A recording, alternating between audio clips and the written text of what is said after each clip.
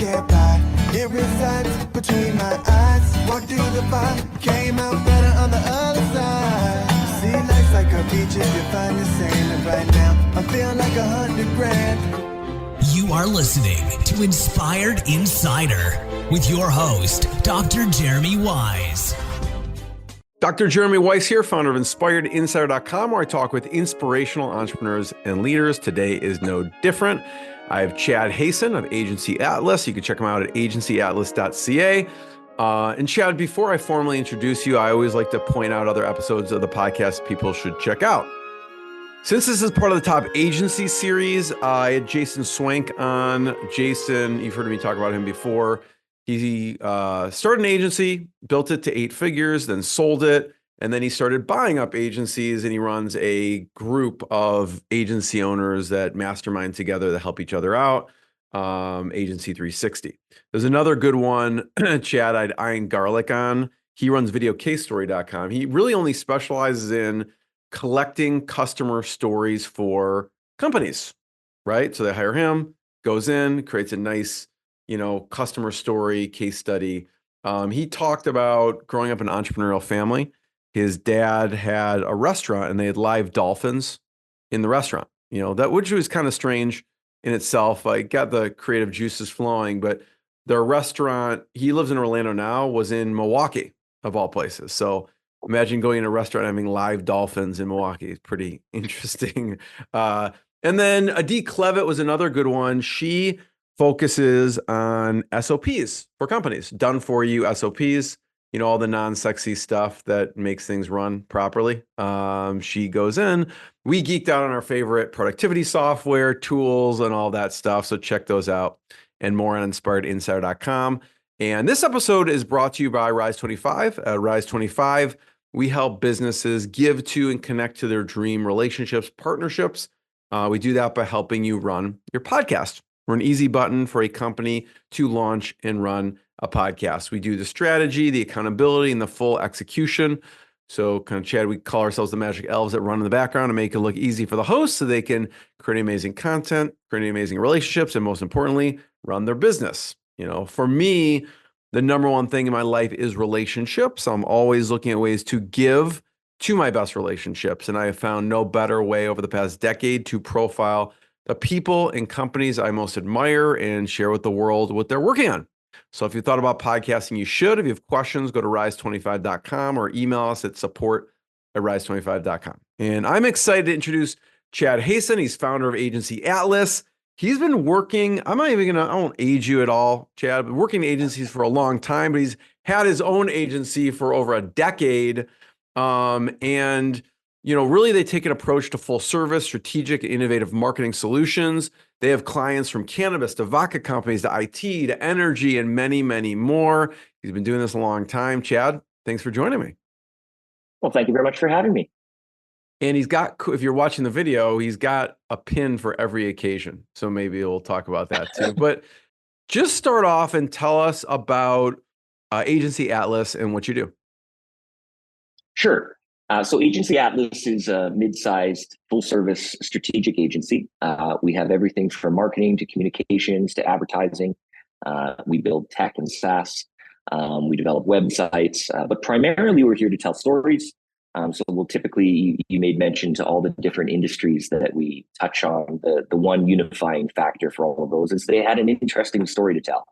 I've spent the last 25 years in brand and brand strategy. So everything we do is driven by that initial understanding of what they're trying to accomplish and what makes them different. But we're also pretty talented on the creative side. And we feel like those are two sides of the coin of what most people want from their marketing agency. I know you worked for other agencies in the past before you started your own. So I'm curious, we'll get into how you do things differently, but what did you learn from some of those other agencies that you worked in? Yeah, well, when I started in marketing, I actually graduated with a public relations degree and did some PR and events. But in one of the companies I was at, they went through a major rebrand. And I thoroughly enjoyed the process. I thought it was awesome. And I felt like I had a little bit of ability in that regard. So after my first marriage, When we separated, I moved to Argentina, and I spent a year trying to figure out exactly what I wanted to do. And I decided that most recent experience of brand was a wonderful fit for me, and it appeared to have a lot of future for it. So when I came back, I started working in-house in agencies. I got hired locally here in Calgary for an up-and-coming agency with some big clients, Honda, Canada being one of them. And so I got a bit of a crash course over about a 5-year period. But I also got a crash course on everything I did not like about big agencies. Like, The reality, well, you talk about scaling from 7 to 8 figures, which is, a challenge, but it also comes with the need to hire a lot more people. And I find that the talent pool in the biggest agencies typically get diluted. It gets very difficult to properly manage and be available and accountable to a list of 200, 300 clients. And I also found that things that I thought should be part of the business development and relationship building process, like telling them about strategy, learning about their brand, figuring out if we're even a good fit for each other, shouldn't cost upwards of 30, 40 grand just to get in the door. So I left after about 5 years, and I started a sole proprietorship, which I was a brand strategist. And then I started meeting a lot of agencies in town, because inevitably when I was done my strategy, I had to hand that strategy over to the designers and developers that could execute on it, advertisers and such. So that's what I did for about 10 years. And then finally decided that sending all this extra work out the door after I had done all the hard work and selling just for them to get, monthly retainers for a few years executing what I planned was really leaving a lot of money on the table. So I reached out to some of my most trusted partners, designers, developers, advertisers, copywriters, and said, hey, do you guys want to form a company that can be, exactly what we want, exactly how we work now, but in a way that allows us to keep everything kind of in-house? And every single person I approached agreed. So we created Agency Atlas, and it's been going pretty good. I want to hit on a few points that you bring up there. One is, I want to talk about how you did things differently for this compared to the other agency, but you're a brand strategist, and in strategy, I totally agree. Like, the most important thing, we talk about this too, is the strategy, right? And if you have the wrong strategy, you can execute on the wrong things for a long time. It's not going to, result in ROI or whatever the result is for that company. How was the structure with your partners, right? Because part of me sees, okay, that's smart. I mean, he's really the expert in the strategy. He could bring on these partners. Were you just referring it? Was there some kind of like partner commission that the companies would typically give you? Because I could be like, listen, I don't want to deal with all this other headache. Just give me some kind of referral commission. I'll keep referring them over to you, right? So how did you and maybe all the deals are kind of different with the different partners, but how should someone be thinking about when they're structuring, partnerships with people? What worked, maybe what didn't work? Yeah, well, I like to provide some security for talented people, and then inspire them to win with me. So we have several things. First of all, when we joined, out of the 4 people that came together, only one really had interest in business ownership. He is currently my partner, although I am the majority owner and director. And the rest of them really came to me saying, it's been hard. I understand coming, through COVID and all that, there's a lot of insecurities with contractors and businesses of all shapes and sizes.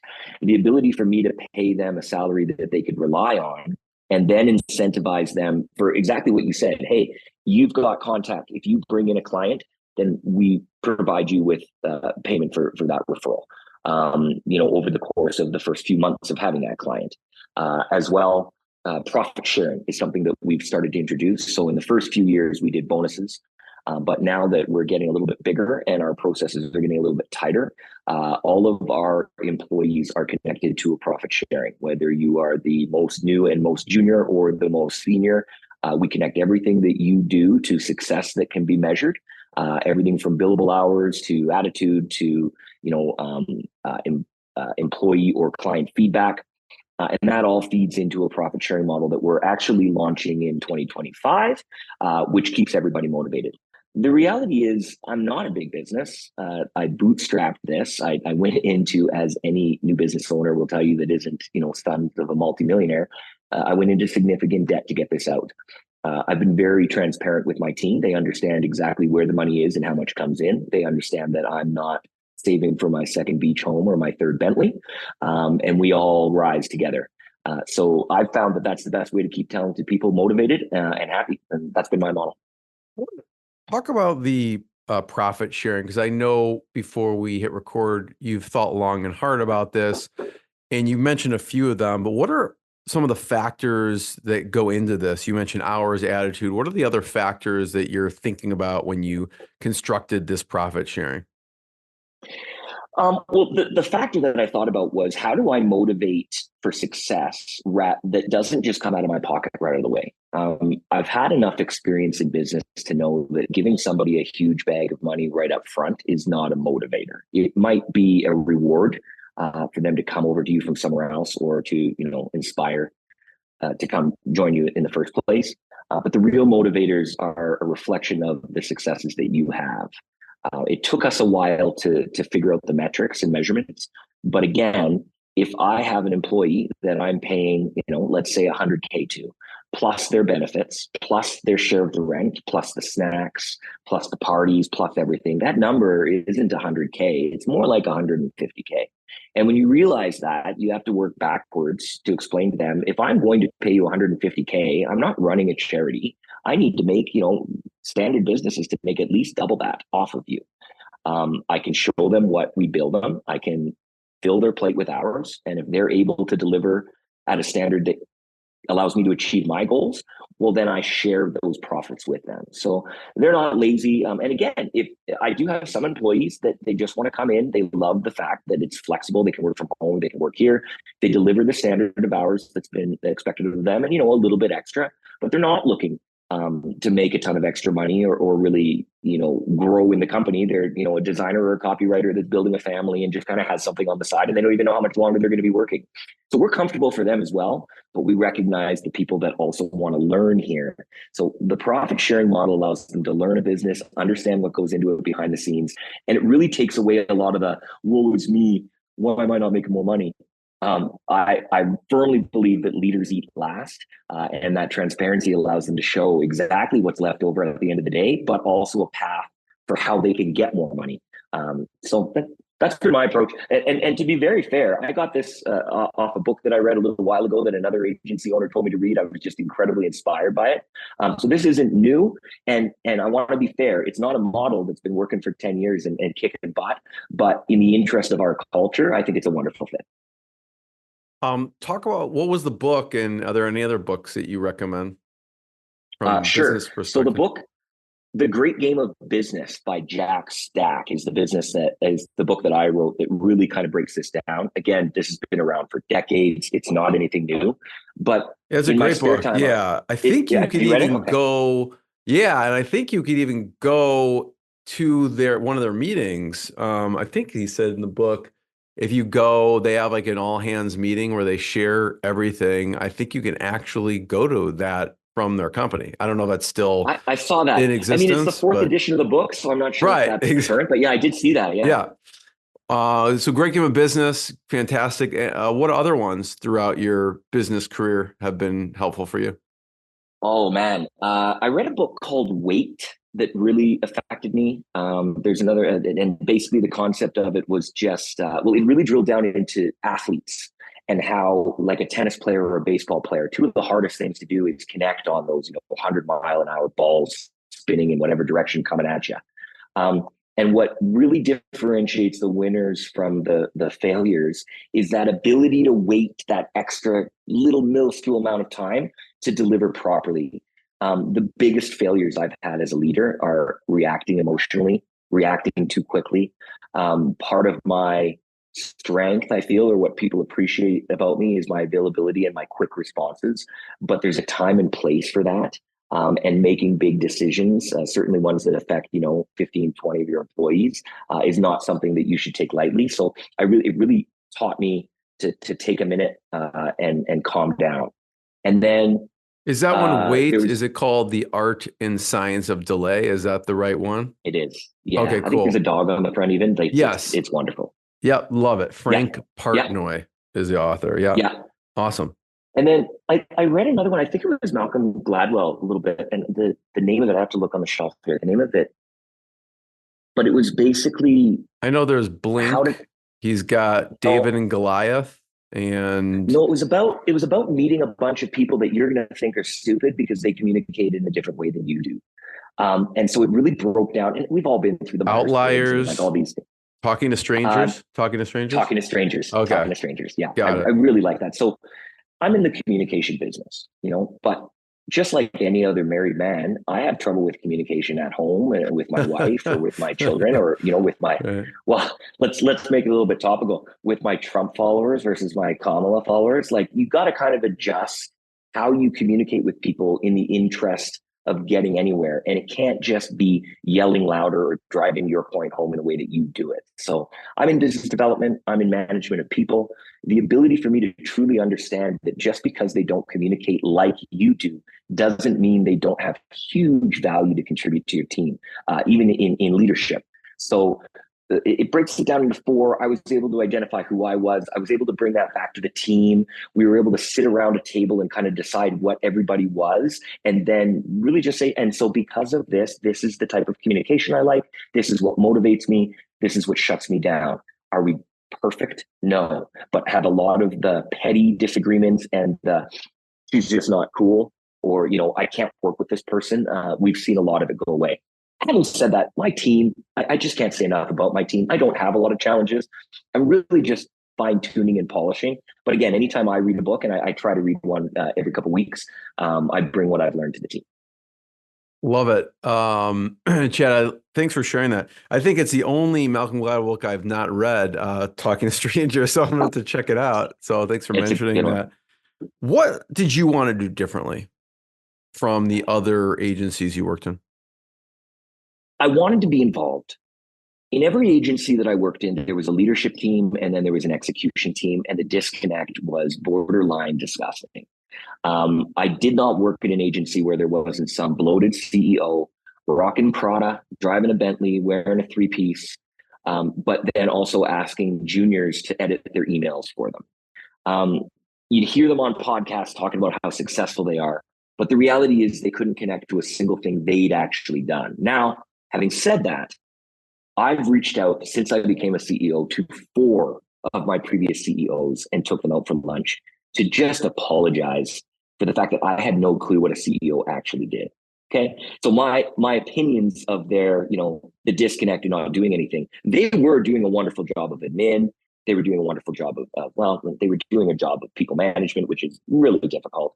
But there was a big disconnect between the people that were selling to the client and talking to them in the room and the people that were executing. And what I found is that disconnect created inefficiencies and a lot of expensive time that was wasted, because we're all in billable hours here.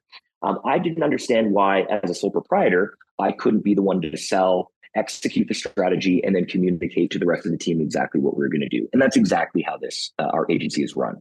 We have 3 strategists. 2 or 3 of us are in every initial meeting. I've got one right after this. I deal in brand strategy. Brittany deals in PR and communication strategy, and Brett deals in digital marketing strategy. Between the 3 of us, we create everything that's needed and then execute to the point of something needing to be pretty, because we've got designers for that kind of thing. The disconnect isn't there. Everybody's aware of all our clients. Everybody feels engaged. And even if you're not working on that client directly, you're involved in the client in so much as you're there for the kickoff. You can see the project management. We bring it up in team meetings, stuff like that. It's not a siloed agency.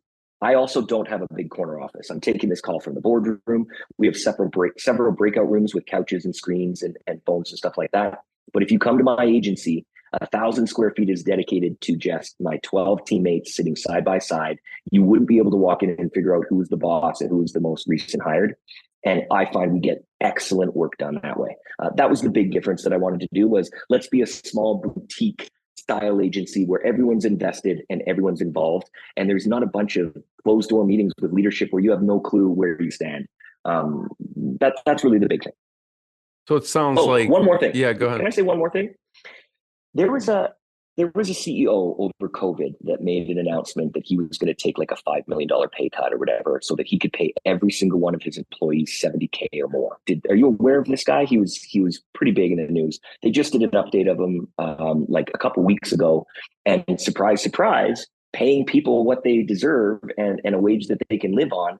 Uh, Reduce their sick days, reduce their stress, improve productivity. So I did a similar model at my agency where I ensured that nobody gets hired for a wage under 70, so that they can, at the very least, live.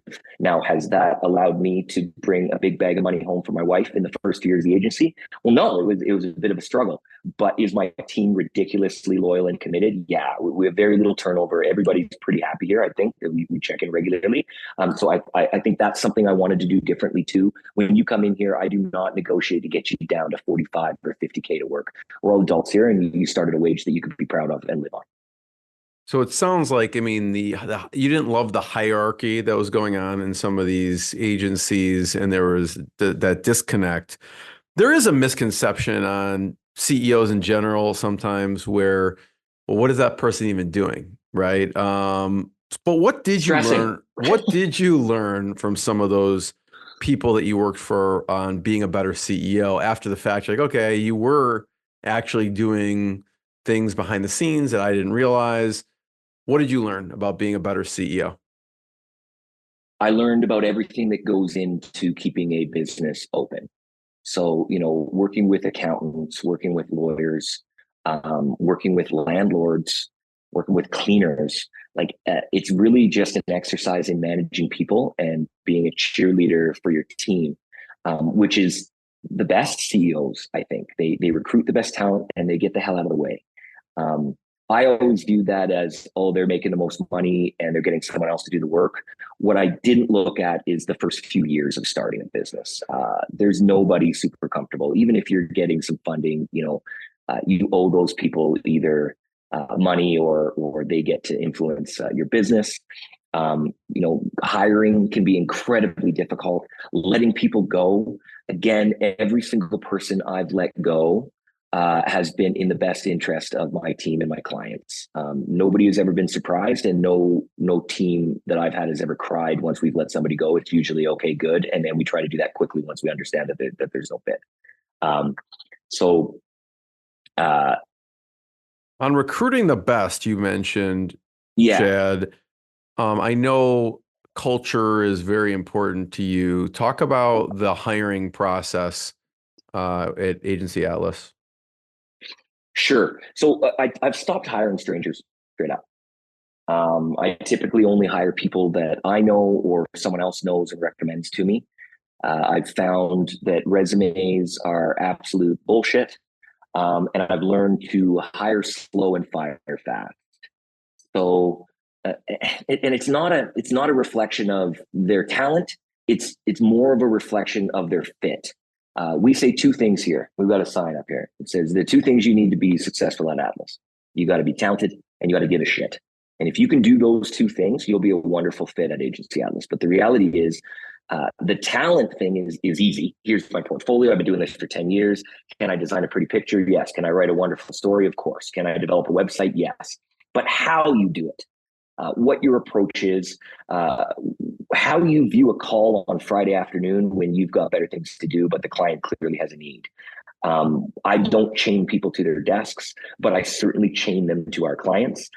We don't work with unreasonable clients. So if something comes up, we expect people to jump. We take all those things very seriously. So that's the fit that you'll find here. Everyone's pretty talented and everyone genuinely cares about the success. And again, that ties into the profit sharing model as well. If you see somebody slacking off or you take your sweet time on something, you will see the effect of that on the numbers and it will trickle down into what you get. So hiring the best people is just really about the fit. The best people aren't necessarily the most talented. Although my team is very talented, it's about fit in the room. Talk about culture for a second. And what are some of the things you do as a company that helps maintain culture? Okay, well, I'll be pretty blunt here. So we don't have a dress code. I think that's standard. We don't. You have should set make hours. everyone wear a pin every day. That I should know, be. but then I wouldn't be unique. Uh, this is a 45-year-old man trying to expand his personality in some way because my wardrobe is otherwise quite boring. But our culture is around what I really tried to create is a comfortable, advantageous atmosphere for truly talented people to succeed. Now, how do truly talented artists, and I don't have anyone out there that isn't an artist, succeed? Well, it's not by working 60 hours a week. It's not even by working 40 hours a week back to back to back to back to back. When you come to our office, there's a bar, there's couches, there's TVs, there's video games, ping pong and foosball and all this stuff. Not because we want people to come here and party, but because I force people to take breaks. We have a rule here. If you're not spinning around staring at the sky every once in a while in a day, what are you even doing here? You're clearly not really thinking about anything. So that culture of uh, uh, giving them what they need to be successful, but then not micromanaging them and letting the results speak for themselves. We also allow people to work anytime from anywhere. Me personally, I'm first thing in the morning. I've got young kids I like to take to hockey and pick up from school. So I'm here at 5 a.m. and I leave at 3. I have some people that come at 7, 8, 9, 10. I have people that work evenings. Obviously, I have a development team outside of Canada. They typically make themselves available, but they work different hours. What I'm saying is I try to let people be talented the way that they're talented in a way that makes them more comfortable, and then just judge them on the results. You want to have a drink? Even we've got cannabis clients. You want to go out and have a hoot and then come back in, perfectly legal. And I know that some of the best creativity, some of my best, I'm going to say all of the best artists are typically influenced by some kind of substance at some point in time in their life. I don't fight that, And not only do we not have drug tests or anything, but you do whatever the heck you want. As long as you don't offend others, continue to put in the work and have a showcase of giving a shit. And I guess not offending others falls under that. We allow a lot of flexibility for how you do stuff. You have some interesting stories, and we'll get into a little bit more about how it works to work with you in the company. But talk about S&P Global. Oh, sure. Well, S&P Global was really a reflection of our talent and efficiency in our process. So my partner, Robbie Gilchrist, he's our creative director and the gentleman that I've worked the longest with. He's also part owner of the company. He had a relationship with somebody when he had a client, Halliburton. And this woman, Jenny, just a wonderful client to us, but specifically to Robbie, has kind of come with, brought whoever she's been working with at the time to Robbie and I, for strategy design, stuff like that. In the first few years of Agency Atlas, she was living in Houston, but came into Calgary for a visit, looked up Robbie, and they went out for a coffee. She explained her frustration with having multiple agencies of record, but they were just going through a merger, 2 other companies that they were bringing in the commodity space. They had 3 huge teams coming together, and they needed to come under some sort of marketing banner. And they had for 6 months gone back and forth with 2 specific agencies. Where they sat it was Thursday, and by that Monday they had to launch whatever it was that they were going to do. And she said, I don't mind the 2, but they're not great, and we'll probably just take what we like from both of them. And so Robbie said, very boldly, I might add, well, what if we could come up with a campaign for you? And she kind of laughed and she said, well, Robbie, I should have come to you from the beginning, but I need it by, Saturday. I'd have to approve it on Sunday and launch it on Monday. I just don't think there's time. And he said, well, let us worry about that. 72 hours later, we came up with the We're All In campaign. It had several wins. Obviously, the sentiment makes sense, but it also allowed the IN prefix for us to work with a bunch of things. We're all in this together. We're all innovated. We're all interconnected. Exactly, you can see it there on the screen. So it gave us a huge sandbox to play with, and they liked it so much they made us their internal agency of record for a ton of projects. We did a few $100,000 the first year, and it built on that ever since. So I just thought that was such a wonderful example of, if you need us, we will put the evening and weekend in. Not only are we willing, but we're able. Talk about the process for a second. I mean, first of all, coming up with something like this is not easy. Coming up with something like this in 72 hours is not easy. Coming up with something in 72 hours that the client likes, that you like, is difficult. What's the process look like when you go to in the room to come up with something? I can't tell you my process. No, I'm just kidding. It's you know what my process is? Let's review the brand documentation and then let's come up with ideas that check every box. It's as simple as that. The problem is a lot of people do not invest the time and effort into having brand guidelines that a marketer like me can work with. The reality is I don't have to throw my idea over the fence in the dark. All I have to do is understand who you are and what you're trying to accomplish, and then make sure whatever I do checks all the boxes. Then we do some discovery on whether or not it's original, and heaven forbid the URL is already taken or something like that, right? There's some due diligence, but it's as simple as me and my strategists, or anyone from the team that I think has some experience. Oh, so this mug, this is another. You can't write if you can't relate. I stole that from Beck, I think the Loser song. But it's so true. If you don't know anything about the client or the industry, or you haven't had immersed experiences with what they do, how the heck are you going to represent them better than anybody?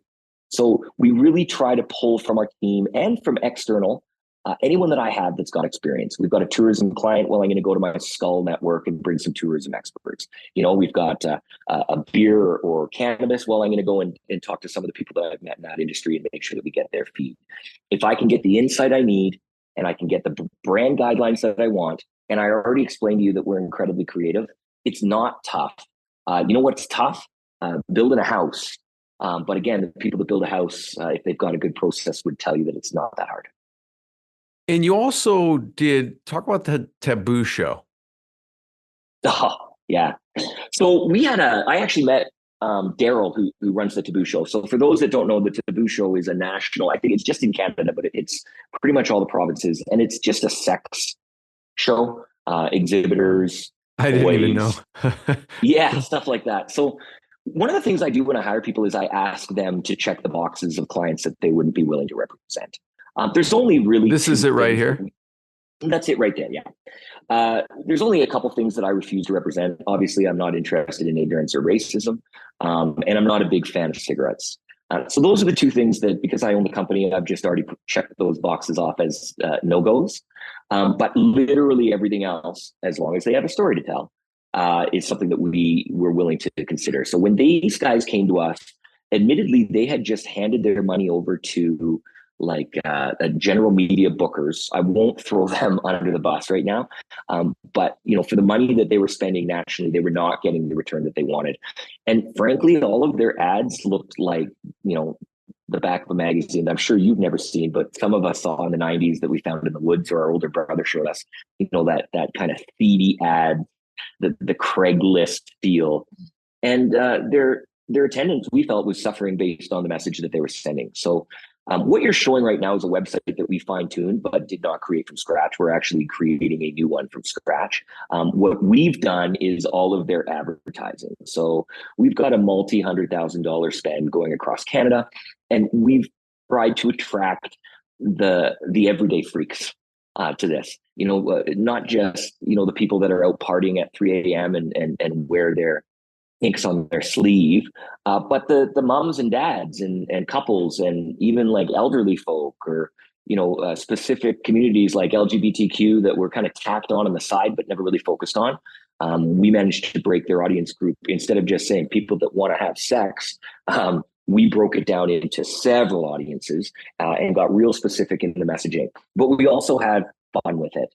Again, we do a ton of cannabis, alcohol, and sex, drugs, and rock and roll. If I can give these type of projects to my team, it brings a special joy to see somebody that's got a dildo store and grinder up on their screen because they're really trying to nail the message. I'm just a big fan. So we've had a ton of fun with it.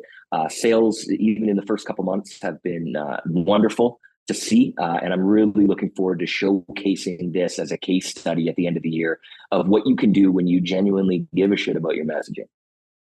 Yeah, when I'm looking at it, it kind of is like a Circus Olay type of feel to it, like almost like a Las Vegas show. So it's fun. And you mentioned cannabis. Talk about Boxcar for a second and what you did there. Sure. So when I was a sole proprietor, I got big into cannabis. 2018, I joined a lobbying group that worked with the government and some of the rules. I worked with a lobbying group that said things to the government they should consider and they ignored. But either way, we were engaged. Some of those recommendations are coming to fruition now after a few years of failed. But yeah, Canada, I did a lot of cannabis. I started with retail. I opened, upwards of 35 stores, sold new leaf cannabis, or worked with the team that sold new leaf cannabis, to Meta, which is the biggest retailer in Canada anyways, and probably coming over there to the States as your legalization trickles in. And I named a bunch of products and worked with a bunch of LPs. I had a blast for a few years, but it wasn't the most fun as things got kind of stringent. Laws were difficult, and even getting your products in was really difficult. So people didn't have money, and guess who doesn't get paid when there's not a lot of money? So when we started, we basically said we weren't going to do cannabis. Having said that, this group came to me through a good friend of mine and his mentor, who I know quite well, and they just don't fail. They asked if I would be willing to make an exception, and I said sure. At the time, they were named Armstrong Cannabis. They're out of Armstrong, British Columbia. Armstrong, British Columbia is known for being the first city or town, I guess, to introduce a railroad boxcar. Again, when we found that out in the history and started working with them to tell their story, we really saw the connection with the boxcar. It traveled, it kept things fresh, it was innovative, it had interesting look. So we steered them in the direction. Also, BC boxcar, BC cannabis. It checked a lot of those boxes I was telling you about. So we came back to them with a proposal to change their name to Boxcar Cannabis. And then the big win on this one was we would do what graffiti artists do to boxcars as a way of doing a strain car. So our strain cards were really train cars, and anyone that's been by a railroad that's got cars that have been there for a while knows this theme. So we expanded on it. These are a little bit simplified, but the point of sale in the store, and the reason they're simplified is if you know anything about the cannabis industry, once you get a product approved, there's general guidelines it has to meet, but then once you actually get the batch to store, it's very specific measurements that you communicate at the point of sale. So our point of sale box cars are actually incredibly detailed, very colorful, very unique, and tell the story, everything from the flavors to the origins to the differentiators, terpenes, cannabinoids, etc. So I thought it was a super fun project, as did my team. So we did take this one on. No, I love hearing your thought process because it seems obvious now, but coming up with those ideas and really digging deep into kind of the origin and what that city is known for, kind of I could see how everything kind of gets extrapolated from there. What are, you're in your company really, and you mentioned this before, help these companies tell great stories and obviously get the word out on what they do.